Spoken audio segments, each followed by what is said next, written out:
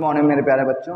मैं idea coaching classes के तरफ से यूपी सर, मेरे यूट्यूब चैनल पर आपका स्वागत है।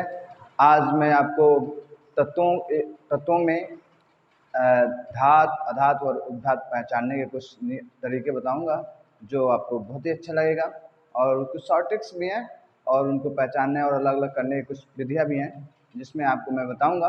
और जो कि मैंने लिख रखा है यहाँ, मैंने धातु लिख रखा है। वैसे तो धातु तत्वों में हमारे वे कहलाते हैं जो इलेक्ट्रॉन देने की प्रवृत्ति रखते हैं। परिभाषा के अनुसार जो इलेक्ट्रॉन दे सकते हैं यानी धन आयन बनाने की प्रवृत्ति रखते हैं वो धातु कहलाते हैं। लेकिन उसको ट्रिक के हिसाब से अगर बच्चों को कक्षा 7, 8, 9 तक के बच्चों को याद कराना हो तो इसके लिए एक छोटा सा ट्रिक है जिसे हम लोग आसानी से पढ़ सकते हैं। और वो ट्रिक ये है कि धातु में हम लोग एक शब्दों में हम लोग हिंदी में पढ़ते हैं प्रत्यय लगाना, अंत में प्रत्यय लगाना है। तो धातु में आपको प्रत्यय लगाना है क्या? यम धातु प्रत्यय लगाना है, यम प्रत्यय जोड़ना है। कौन प्रत्यय जोड़ना है? यम प्रत्यय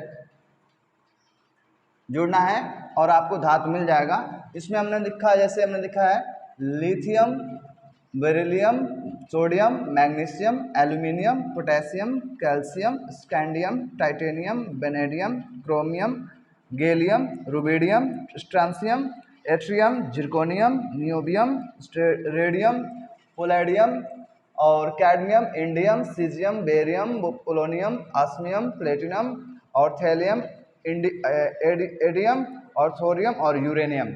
इसमें से मैंने सभी धातुओं के अंत में यम प्रत्यय का इस्तेमाल हुआ है। सभी में लास्ट में यम जुड़ा हुआ है। इंग्लिश में बोले तो इसे यूएम बोल सकते हैं। लेकिन जो हमारे कुछ धातुएं जो अपवाद के रूप में हैं उनको यह भी याद करना बहुत आसान है, उसको कोई बड़ी बात नहीं है। जैसे हमारा है कुछ धातुएं हैं वो अपवाद के रूप में उनको याद किया जा सकता है। जैसे पहला हमारा कोबाल्ट, पहला हमारा है कोबाल्ट, निकेल, कॉपर, जिंक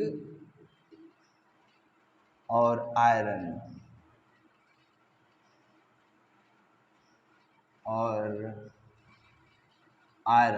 वैसे तो देखा जाए तो हमारा आयरन में भी अंत में यम आता है, क्योंकि आयरन हमारा फेरम से बना, लैटिन भाषा फेरम है जिसका नाम। और कॉपर भी क्यूप्रम से बना है, तो उसमें भी यम आता ही है। कॉपर क्यूप्रम से बना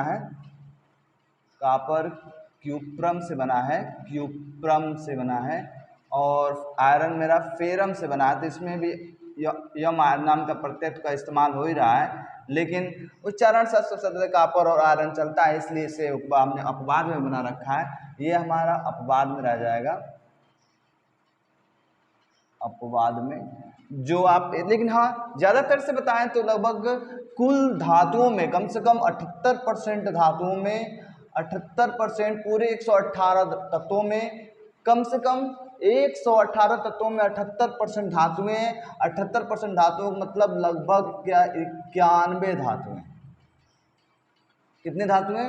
लगभग 91 धातुएं हैं। और जो इसमें से मैंने कुछ लिख रखा है, कुछ नहीं लिखा है, लेकिन इनको आसानी से याद किया जा सकता है। बस यम नाम का शब्द का प्रत्यय का उपयोगिता देखिए। और कुछ अपवाद है। अपवाद में क्या है हमारा? Cobalt, nickel, copper, zinc, iron. और भी हैं, तो उसमें से कुछ तो निकल जाए, कुछ अपवाद को छोड़ दिया जाए तो कोई खास फर्क नहीं पड़ता है। उसके बाद मैं आपको बताऊंगा कि अधातु क्या होता है। मैंने अधातु की डेफिनेशन के अनुसार वे तत्व जो इलेक्ट्रॉन ग्रहण करके ऋण आयन बनाने की प्रवृत्ति रखते हैं उन्हें अधातु कहते हैं। जिसमें से हमारा पहले है hydrogen, helium, boron, carbon, nitrogen, oxygen, fluorine, neon, argon, krypton, xenon, radon, bromine और आयोडीन। ये तो हमारे अधातु हैं। लेकिन सवाल यहाँ है कि हम अधातुओं को पहचाने कैसे? तो अधातुओं को पहचाने कैसे, इसके लिए हमने कहा धातु में हमने यम प्रत्यय बताया, तो अधातु में हम लोग यन प्रत्यय का इस्तेमाल करेंगे। अधातु में हम लोग कौन सा प्रत्यय, यन प्रत्यय का इस्तेमाल करेंगे। यन प्रत्यय में रहेगा तो लास्ट में यन जुड़ेगा, और जो अपवाद रहेगा एक आध तो वो अपवाद याद कर लेंगे हम लोग, और जो बच जाएगा सो धातु रहेगा, कुछ उपधातुओं को भी याद कर लेंगे। वैसे तो नोट के अनुसार बताना चाहेंगे अधातुओं में, नोट में रह जाएगा हमारा सभी गैसें तथा द्रव अधातु होते हैं। सभी गैसें तथा द्रव क्या होते हैं, अधातु होते हैं। सभी गैसें तथा द्रव क्या होते हैं, अधातु होते हैं। इसमें भी कुछ अपवाद है, इसमें भी कुछ अपवाद है। जैसे हमने कहा क्या नाम है उसका, सल्फर, फास्फोरस,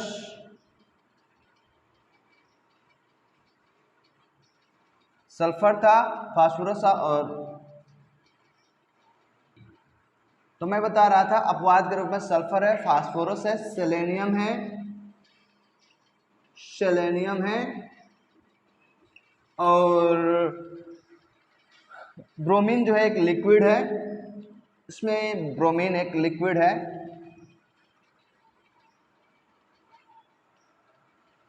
और इसमें सेलेनियम है, फास्फोरस, ये सभी अधातुएं हैं।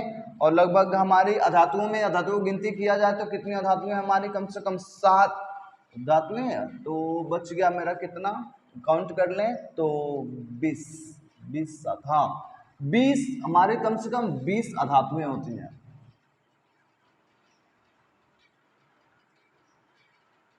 क्षमता कम से कम 20 अधातु होते हैं कम से कम, और कम से कम क्या पूरा 20 टोटल 20 अधातु होते हैं, और 91 कम हमारा धातु होता है, और जो बच गया हमारा 7 उपधातु होते हैं।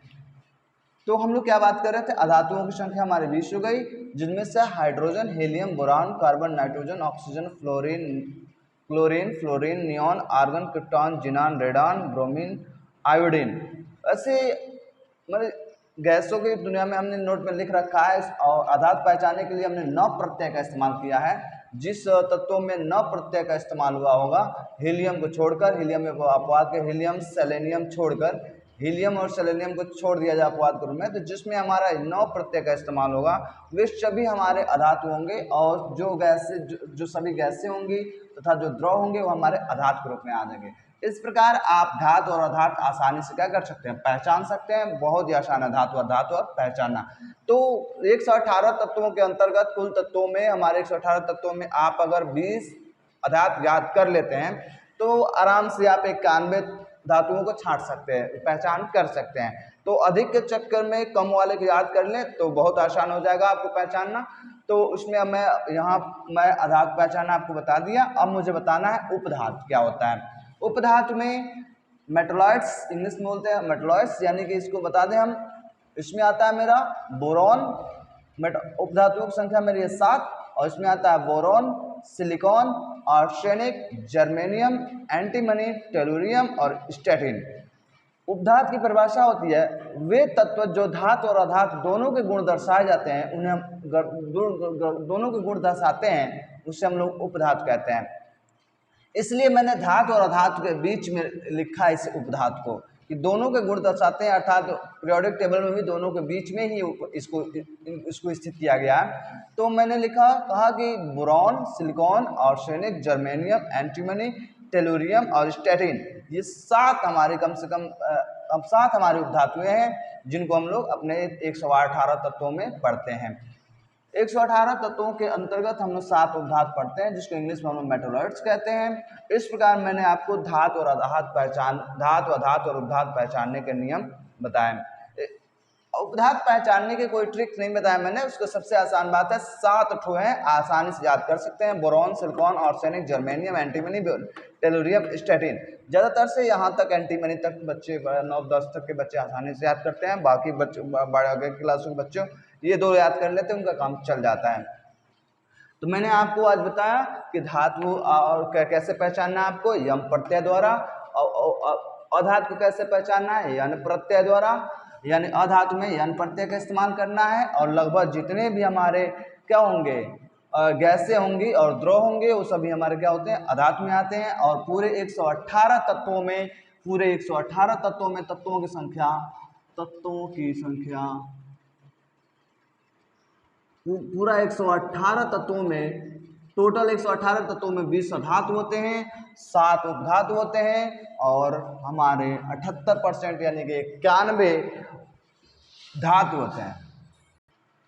तो हमने कहा 91 धातुओं में, अब आपको याद कैसे करना है कि 118 तत्वों में कैसे हम धातु अधातु छाटें, बस आपको अधातुएं निकालने हैं। अधातु का हमने बता दिया कि न प्रत्यय, किस प्रत्यय, न प्रत्यय द्वारा इस्तेमाल कर सकते हैं। अंग्रेजी में अन प्रत्यय का इस्तेमाल कर सकते हैं और उसके द्वारा एन प्रत्यय का इस्तेमाल कर सकते हैं और उसके द्वारा सभी हमारी गैसें द्रव अधातु में आते हैं। और आज मैंने आपको बताया कि हमारे धातु और अधातु को कैसे पहचाने।